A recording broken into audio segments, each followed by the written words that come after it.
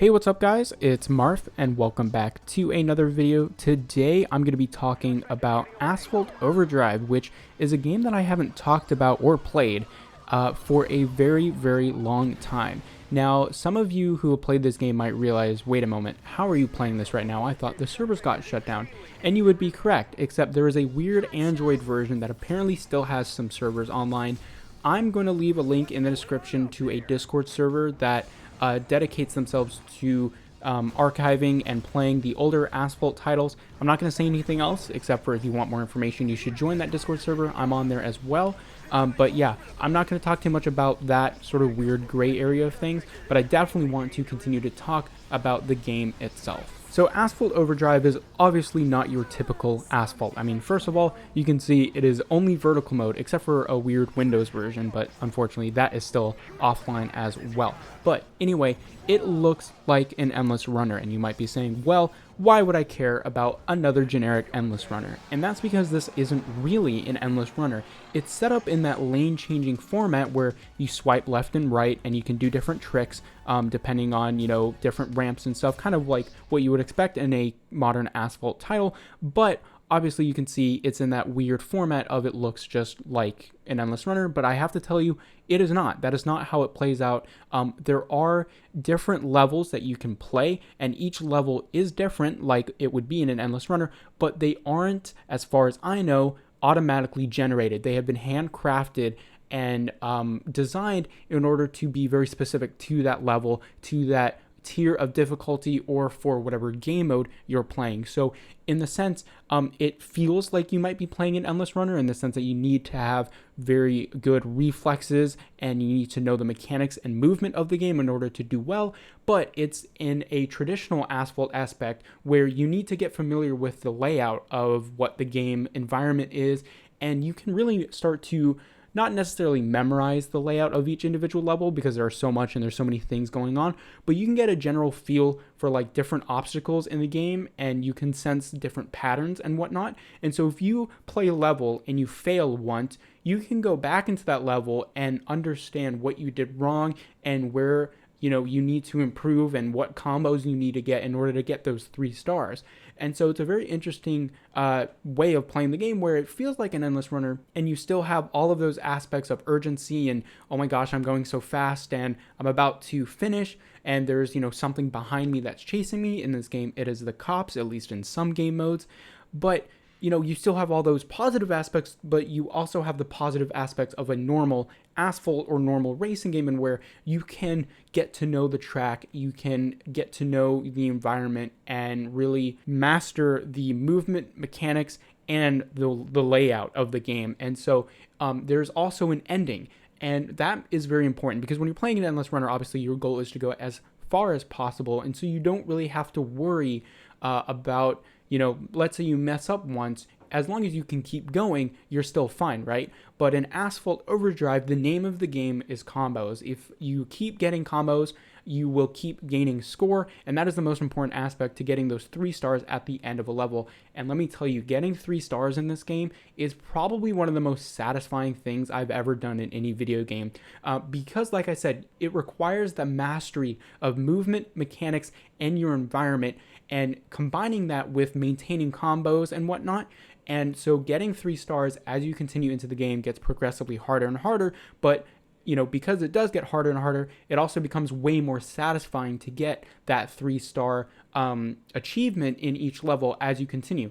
And because, again, it's not an endless runner, you can replay the same level in order to improve your score and combo meter in that level. And so you feel like you can really master something and really get over maybe a tough level that you might have been stuck on. So that's really the gameplay of Asphalt Overdrive. You have swiping left and right. You can have different tricks like different ramps. They really do the same thing, but they look different depending on how you swipe. So you can do a barrel roll, or you can just jump higher, or you can even do backflips, which is really cool. And most of the jumps, again, they do a similar amount of distance. There's no really speed control in this game. There's no brake or accelerate. You just, bump into things or you crash.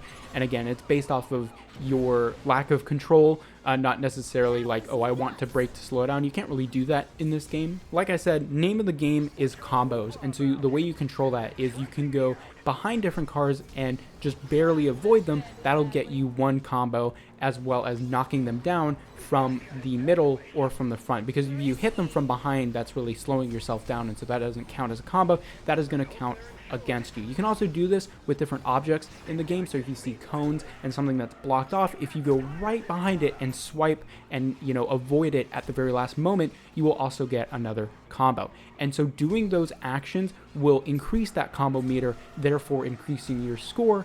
And so living dangerously in this game will help you get those 3 stars. And so there's a lot of risk reward. Do you want to just play out the game normally, finish the level, get your 1 star?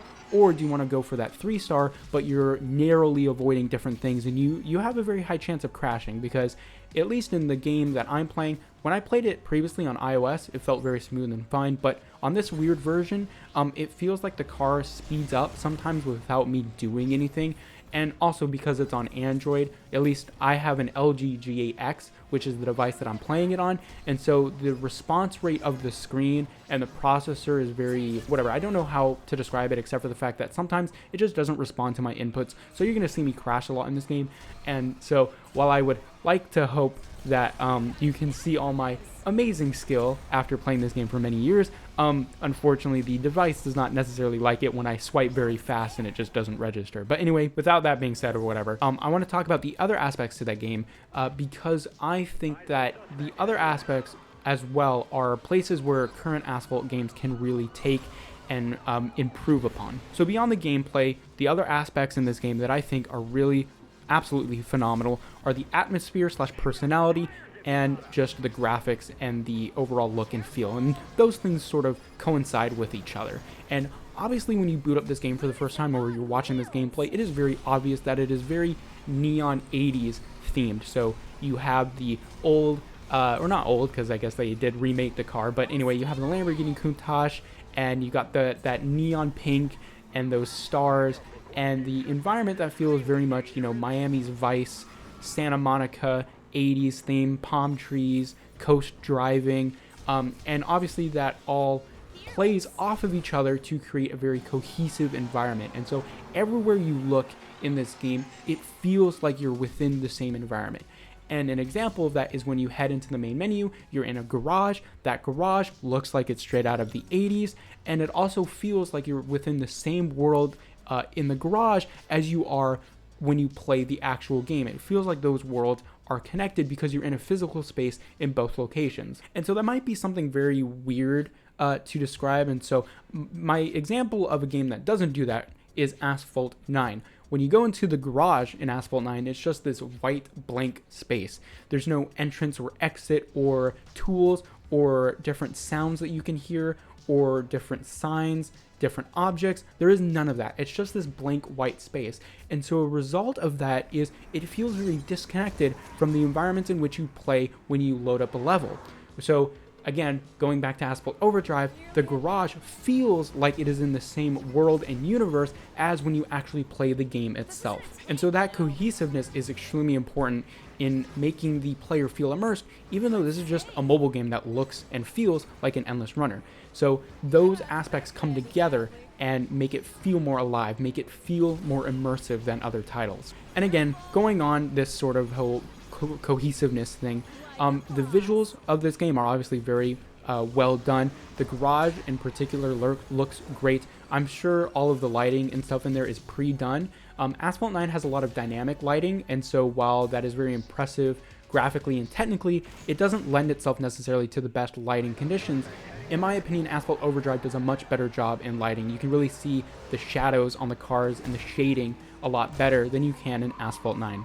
The sound design in Asphalt Overdrive is also miles ahead of Asphalt 9, and there are a few reasons for this. Number one is this is probably the last Asphalt title we have that has a co-pilot or other voices within the game itself. When you play this game, you'll hear your co-pilot or co-driver say things like awesome stunts or wow, you're living dangerously, stuff like that, and it's very reminiscent of Asphalt 6. And obviously that makes me feel nostalgic for Asphalt 6, but it also gives this game yet another layer of personality, yet another layer of feeling alive that Asphalt 9 just doesn't have.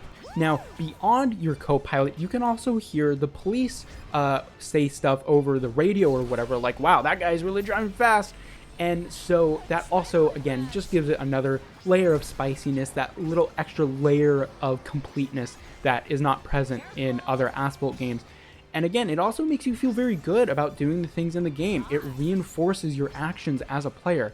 In Asphalt 9, when you do a cool stunt, there really isn't much more to it than you get that little notification on the side that you did the stunt and the little boost in nitro that you get. Beyond that, the game doesn't celebrate your actions. In Overdrive, the game really celebrates all of your actions. There's a very extra-ness to it. So when you activate nitro when the bar is full, you get a sort of shockwave effect, but it's much more bigger and more extravagant. When you do a flip, there's a sound effect. When you do a combo, there's a sound effect, and everything in this game has that layer of oomph to it that other games just don't have. And again, it makes you feel rewarded. It makes you feel very good that you've pulled off the things in the game that you do as a player. And one last thing mentioning in terms of the sound design, the soundtrack in this game is just absolutely wonderful. The very 80s theme continues to the soundtrack, so a lot of sounds that you would hear in 80s music, movies based off of the 80s culture, you will hear within the soundtrack of this game. And of course, it just adds more to that environment, that atmosphere, and it makes the game feel more alive and more cohesive. And I know I've said those two words a ton throughout this whole video, and that's because one of the reasons why I play games in general is for that immersive factor. For me, when I play a car hunt in Asphalt 9, I'm just playing the same race over and over again, and maybe I have the soundtrack going, but it feels very disconnected from the game because the game isn't giving me much feedback, or it's not really supporting that it's in this, game universe, this heightened universe where there's cars doing flips and stuff. It just kind of presents itself as it is, and it doesn't really say anything about that. Asphalt Overdrive does the opposite. It goes that extra mile to celebrate the player's actions, to accentuate the universe that it's in, the 80s theme.